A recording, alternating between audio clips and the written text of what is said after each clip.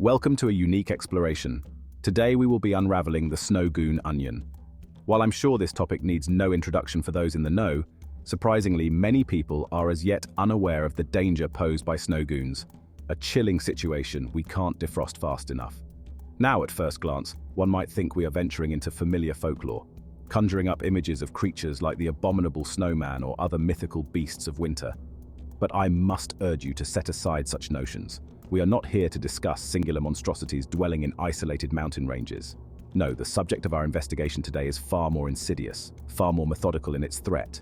We are speaking of hordes of magically animated snowmen, beings that represent a peculiar, yet surprisingly structured menace. The Snow Goons, as we will uncover, are not mere accidents of over-enthusiastic snowball fights. They are the result of specific, carefully aligned conditions, a convergence of magic, intent, and environmental factors. These are not random creations, but complex entities bound by interlocking logical relationships, waiting patiently for the unprepared to stumble upon their potential. By dissecting these triads of dependencies, we will peel back the layers of the Snow Goon phenomenon, much like an onion. But unlike an onion, the more we peel, the more intricate the structures become. What hidden understandings lie in how snow goons come into existence, how they function, and how they persist? Can we learn from the snow goons? Can we defend against them? This is not a frivolous exercise. The relationships we are about to examine hold profound significance, not just for understanding snow goons, but for the study of interdependent systems as a whole. By the end, you will not only appreciate the detailed complexities of these frosty invaders, but you will also be equipped with a new framework for examining how things, seemingly disconnected at first, rely on one another to function or fall apart. Prepare yourselves. The Snow Goon is not simply a pile of enchanted snow, but a structured entity whose existence is far more fragile and far more dangerous than you might have imagined. Our first triad, creation, animation, and control, forms the essential foundation of a snow goon's very being. Here we see the purest example of mutual dependence. None of these elements can exist in isolation. Imagine for a moment a snow goon birthed from snow but lacking animation, a mere pile of frosty matter, inert and harmless. But as soon as we introduce animation into the mix, we transform this innocent creation into something far more concerning, something capable of action. Yet even this is not enough. Without control, our newly animated snow goon becomes a rogue entity, with neither purpose nor restraint. It is this triadic relationship that governs the snow goon's functionality. Creation provides the raw material, the physical form. Animation breathes life into this form. And control, the final crucial component, ensures direction and order, preventing a descent into chaos. Disrupt any one of these three, and the entire system collapses. Remove control, the snow goon becomes uncontrollable, a mere brute force driven by instinct. Remove animation, it returns to an inanimate heap. And without creation, there is nothing to animate or control in the first place. In short, the Snow Goon is only ever as strong as this balance of forces. Coexistence is the key to its continued existence, a precarious, interdependent state that demands all three components working in concert. And it is within this triad that we see the first glimmer of how fragile such creatures truly are. We now turn our attention to a more subtle, yet equally vital triad: winter element, malevolence, and lifespan. This triad concerns not the Snow Goon's moment-to-moment functionality, but rather its long-term survival.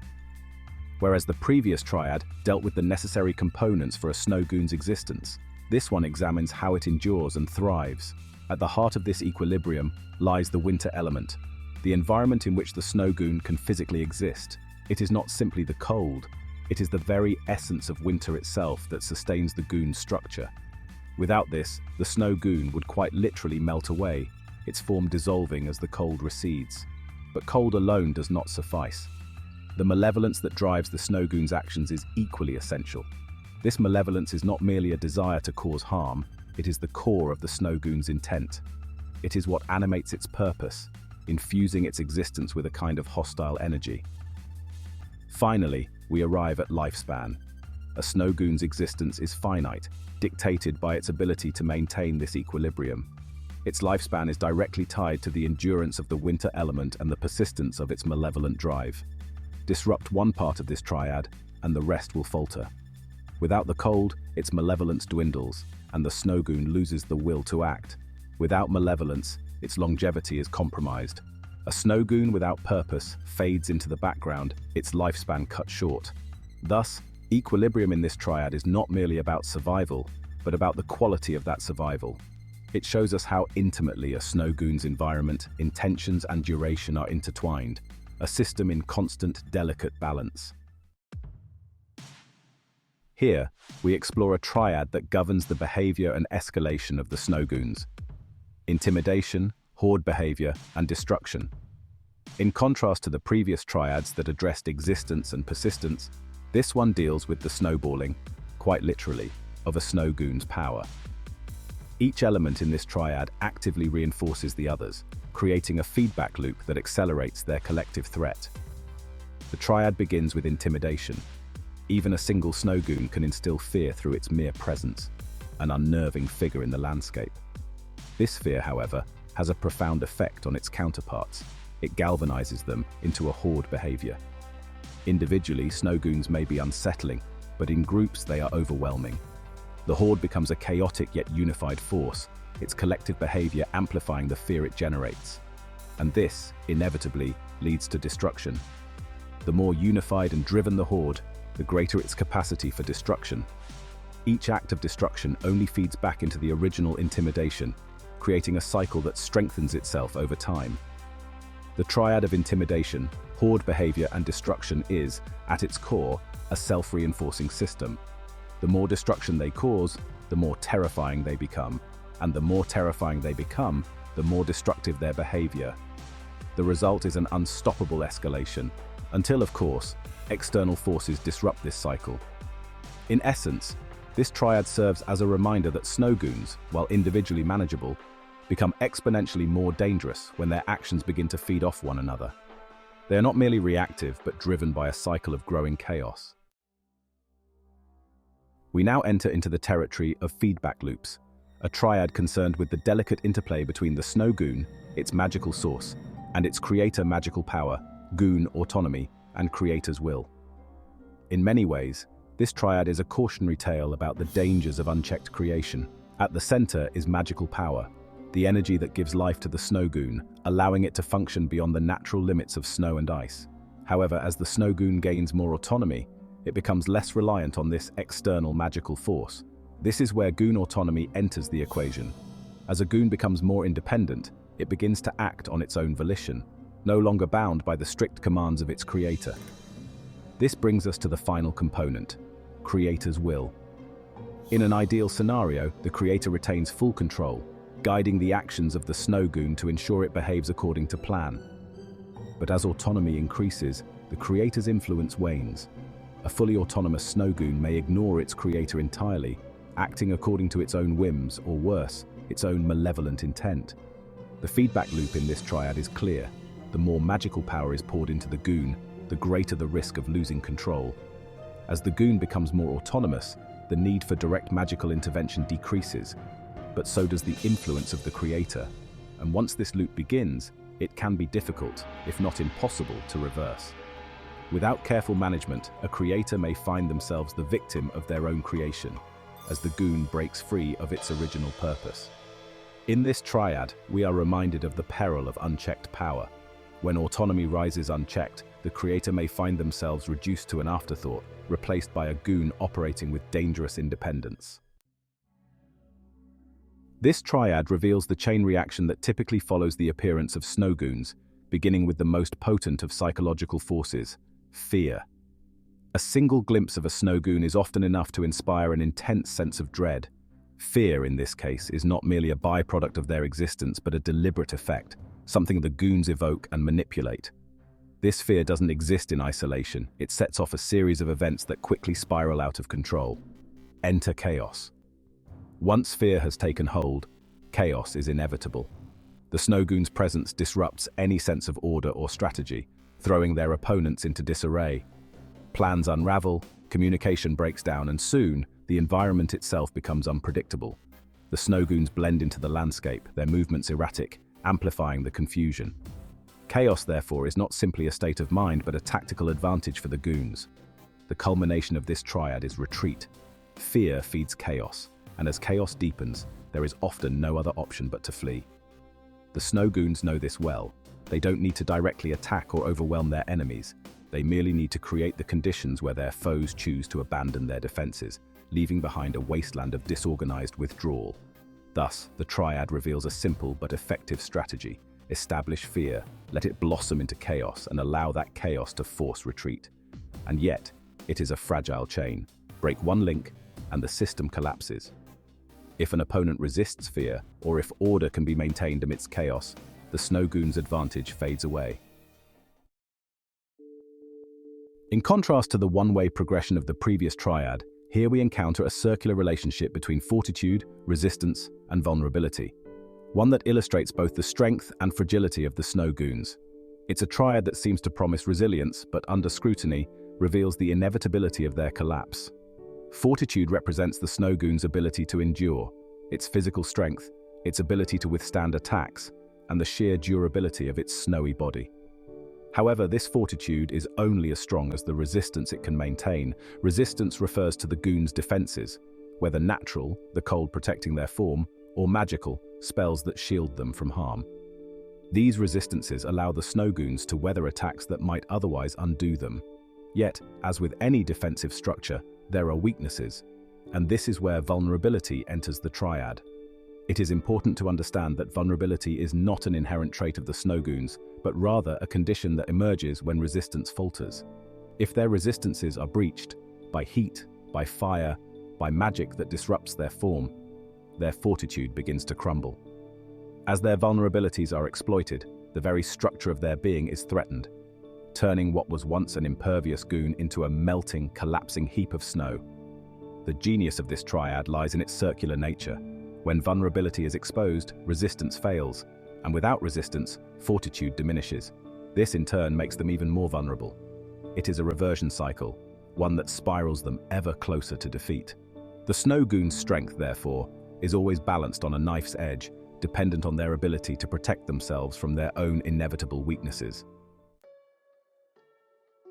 The Snow Goons, despite their lumbering appearance, are not creatures of brute force alone. They possess a deviousness that is often underestimated, which brings us to this Triad of mischief, stealth, and ambush. This is not a simple, linear progression of actions, but rather a more complex, indirect pathway to success, one that relies on misdirection and timing. We begin with mischief. This is not the malicious intent of their malevolence, but rather playful disruption.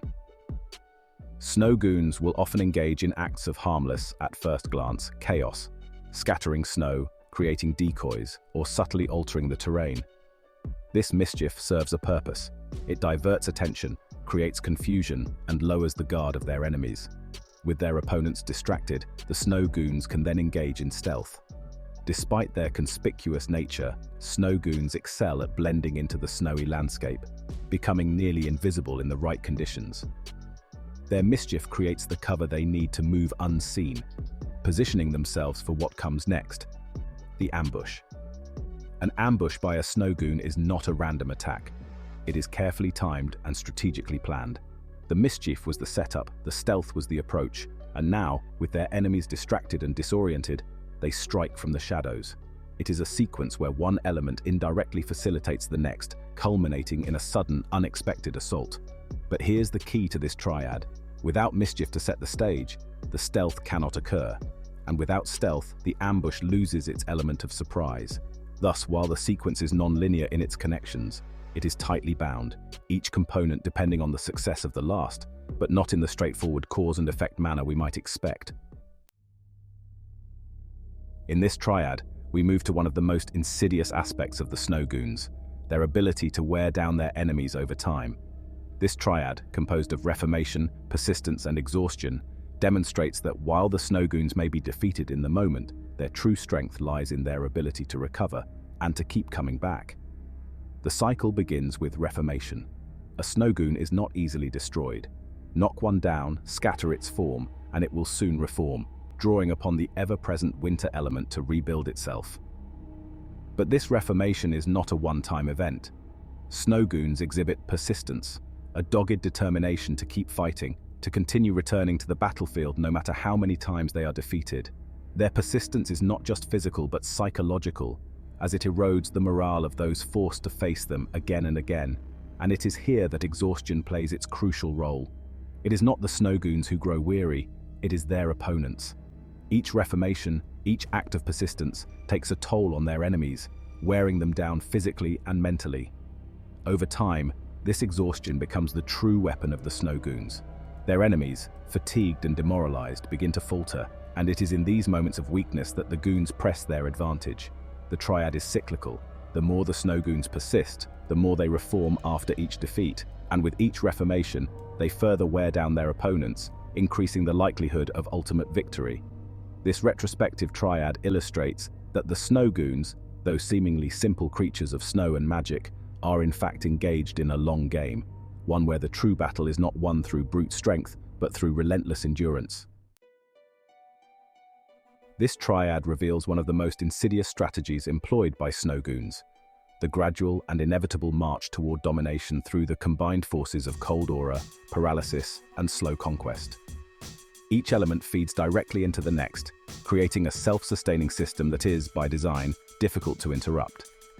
The process begins with the cold aura that radiates from each Snow Goon. This aura is not a simple drop in temperature.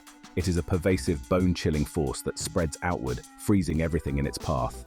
The cold itself becomes an active weapon, inducing a creeping sense of dread as the environment becomes more hostile by the second. But this is only the beginning. As the cold intensifies, it leads to paralysis. Enemies of the Snow Goons find themselves progressively immobilized, their movements slowing, their reactions dulled. The paralysis is both physical and psychological, as even the most battle-hardened opponents find their strategies breaking down in the face of this numbing cold. In this way, paralysis is not simply the inability to move, but the inability to resist. And then we arrive at the final component: slow conquest. The Snow Goons do not need to rush their attacks. They advance methodically, knowing that their enemies have already been incapacitated by the cold and rendered incapable of mounting an effective defense. The conquest is slow, but it is inevitable. The Triad operates inclusively, each element reinforcing and sustaining the others, ensuring that once the process begins, it cannot be stopped. This Triad presents a unique challenge for those who would oppose the Snow Goons. Disrupting any one part of the system is not enough. The cold spreads, the paralysis sets in, and the conquest advances with patient determination. It is perhaps one of the most chilling examples of inevitability in our study of these creatures. The counterpart to the inclusive triad is one that operates through exclusivity, surprise, fear spread, and collapse of defenses. In this system, the Snow Goons rely on shock and psychological manipulation to break through enemy lines. However, unlike the slow, inevitable march of the previous triad, this one is explosive, predicated on the ability to trigger a cascade of fear-driven failures. It all begins with surprise. The Snow Goons, despite their imposing size and seemingly sluggish nature, are remarkably adept at appearing suddenly when least expected.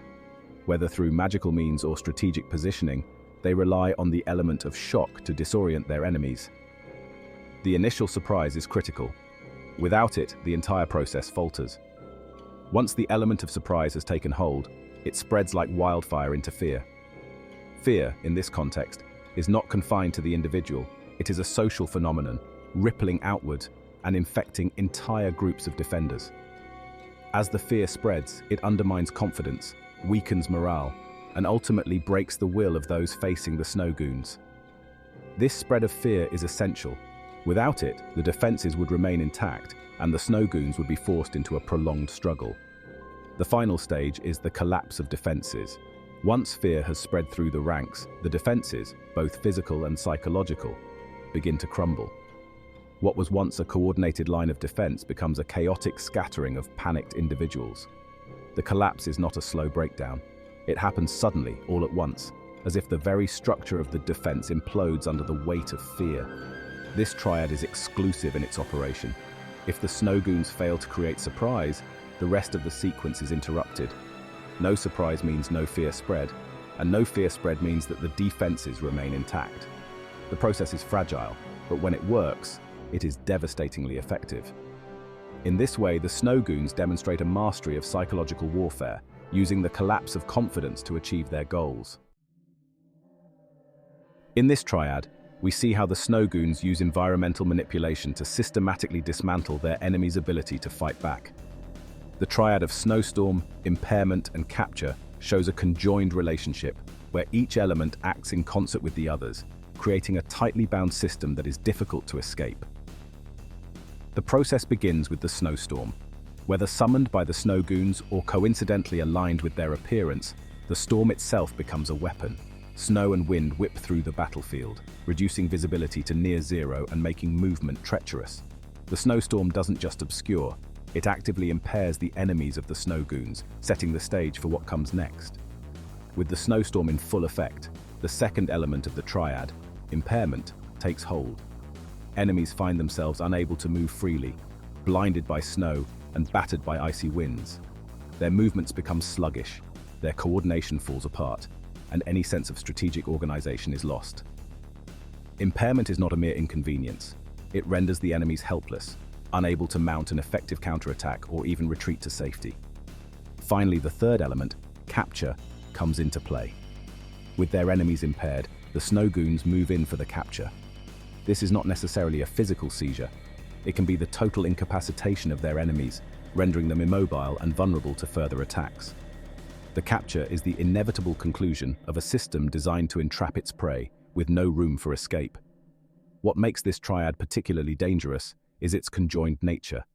The snowstorm creates the conditions for impairment, and impairment leads directly to capture. Break any part of this triad, and the entire system collapses. Without the snowstorm, the impairment cannot take root. Without impairment, capture becomes impossible. It is a system that must function in unison, each part dependent on the others, making it one of the most strategically sound triads in the Snow Goons' arsenal. The final triad in our study is one that operates under the principles of bottlenecking, where failure in one part of the system leads to the inevitable collapse of the entire structure. Here we examine the triad of defense, barricade, and siege, which illustrates the Snow Goons' weakness when faced with strong, coordinated opposition. We begin with defense, the first line of protection against the Snow Goons' advance. Defense in this context is not merely a physical barrier, but also the strategies and tactics employed to resist the onslaught of the Goons. A well-organized defense is critical to withstanding their attacks, as it serves to delay or even repel the Goons' advance. But defense alone is not enough. To hold back the Snow Goons effectively, a barricade must be constructed. The barricade acts as the physical manifestation of defense, an obstacle that slows down or blocks the Goons' movements. Without a barricade, the Snow Goons can easily overrun defensive lines, but the barricade itself must be maintained. If it is breached, the defense crumbles and the Snow Goons gain the upper hand. The third element in this triad is the siege. When defenses hold and the barricade remains intact, the Snow Goons are forced into a siege. A siege is a prolonged conflict where the Goons attempt to wear down the defenses over time, hoping for a collapse. However, if the defenders can maintain their defense and barricade, the Snow Goons find themselves trapped in a bottlenecked situation, unable to break through and forced to expend their energy in an increasingly futile effort. This triad, then, reveals the vulnerability of the Snow Goons when their momentum is disrupted. A strong defense coupled with a well-maintained barricade can trap the Snow Goons in a siege where their strength slowly diminishes. But if the barricade fails, the defense falls apart and the siege is lost. The triad operates as a delicate system of bottlenecking. Hold the line, and the Snow Goons are forced into a corner. Lose it, and all is lost. As we have journeyed through the intricacies of Snow Goon behavior, from the triads that govern their creation, their terrifying advance, and their vulnerabilities, we have come to a deeper understanding of how these seemingly whimsical creatures are bound by logic, interdependence, and cycles of reinforcement. But let us not stop here. The Snow Goons are a lens, a metaphor for the complexities that surround us in the real world, systems that are just as fragile, just as dependent on the interplay of their components. The triads we've examined reveal that no action exists in isolation. Whether it is the relentless slow conquest initiated by the Snow Goons' cold aura, or the delicate bottlenecked siege that breaks when defenses falter, we see that systems, magical or otherwise, are governed by interdependencies. Each triad has shown us how tightly bound elements rely on one another for stability, growth, or in the case of the goons, domination. So what can we take away from these examinations? We are not just talking about animated snowmen. We are talking about the systems in which we live, work, and evolve. Every process, every structure in our world functions in a similar way to the triads we've explored today. In economies, ecosystems, social networks, and even our own personal lives, we are constantly operating within networks of interrelated elements. Like the Snow Goons, success, or failure, is often determined by how well these elements coexist, reinforce one another, or collapse when a critical link is broken. Consider for a moment the broader implications of these insights. The Snow Goon triads have taught us that stability depends on a precise balance of inputs. Just as the Snow Goon cannot function without creation, animation, and control, so too do our societal systems rely on delicate combinations of forces: environmental, economic, and social.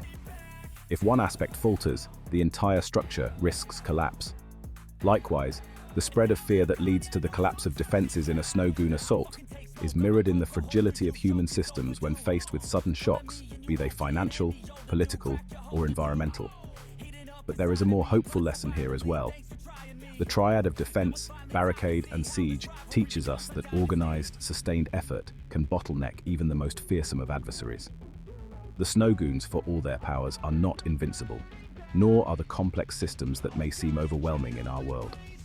With careful coordination, strategic thinking, and the foresight to understand these interdependencies, we can stand firm in the face of challenges, just as those who understand the Snow Goons can hold their ground. And so, as we conclude this journey into the frosty logic of the Snow Goons, I invite you to think beyond the snowdrifts. Let this exploration serve as a starting point for a larger conversation. Just as we have dissected the intricacies of animated snowmen today, we must continue to unravel the many-layered systems that shape our world. From the smallest interaction to the grandest societal structures, we are all part of interconnected systems that deserve the same detailed triadic examination.